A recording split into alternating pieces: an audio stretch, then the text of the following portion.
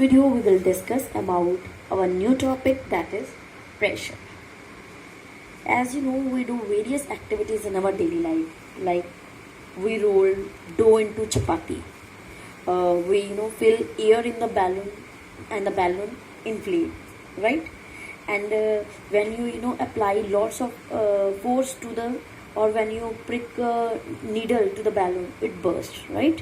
Why it happens? We have learned in the last videos, even it's only due to the force applied. Now students, we have learned so many things about the force, their types, their changes, or the changes due to the force. Now, on which factors the force depends? What are the factors on which force depends? Force depends upon the magnitude of applied force. Now, what is magnitude? Magnitude is the strength by which power you are applying force, how much force you are applying. The magnitude of force applied is, the greater the force, greater will be its effect. Means if you are applying more force, its effect also will be greater. Next factor is the area which the force applied. Means the given area on which you are applying force. Suppose if you are applying force on the dough to knead it, you are having a particular area for applying the force. The smaller the area of contact, greater is its effect. Means if you are taken smaller area, then its effect will be greater on which area it is acting. For here is an activity related to this. See here, when you hammer iron nail, you apply force on the flat side of the nail, right? The pointed end which is in contact with the wall then applies the force on the wall and pierce it, right? You feel easy when you hammer on the flat side of the nail.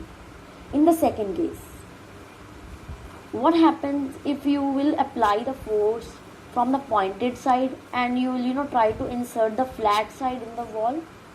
What happens?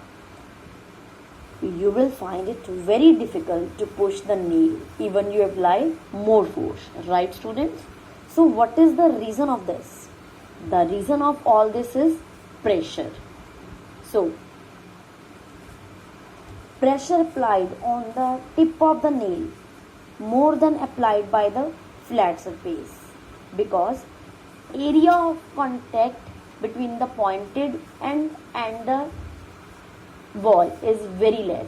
But in the other case, the flat side of the nail is having more area in contact with the wall. Okay students, so this tells us that area of surface on which force is applied matters a lot. Okay students, first we will define what is pressure. Now here it is. Pressure is the force acting on a unit area of the object. Means a particular force that is applied on a particular area. Here you can see here the pointed and applied force on a particular area, and same here the flat surface applying force on the particular area, and that force is called pressure. Now pressure is equal to force upon area, mean force perpendicular to the particular area, that is called pressure. The units of force is Newton, as we have learnt, and area we measure in the meters.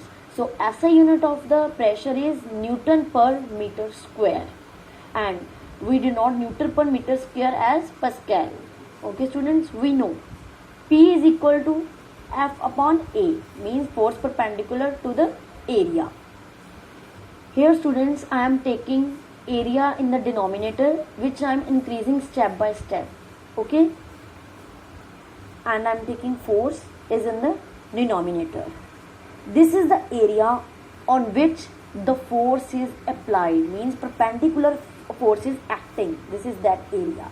Now I'll keep the force constant and increases the area in the different fractions. Okay, like in the first fraction I have taken force 3 Newton and area 5 meter per square. Okay, then the pressure is equal to 0.6 Pascal. Okay, and in the second case I am increasing area by 1, in the other case more increasing by 1, and in the last case I increase again by 1. You see here that the pressure is decreasing when we increasing the area, right students? From here I think you can understand pressure will decrease by keeping force constant by increasing the area. We were applying force perpendicular to the wall. Now comes to again that activity. What is happening here? As we know, the pointed air is having less area in contact, right? So area of contact is less even, then the pressure will be more. And here the flat side is having more surface area in contact, then pressure will be less. As we have studied in the last slide, when the area increases, then the pressure decreases. Same that happens in this slide.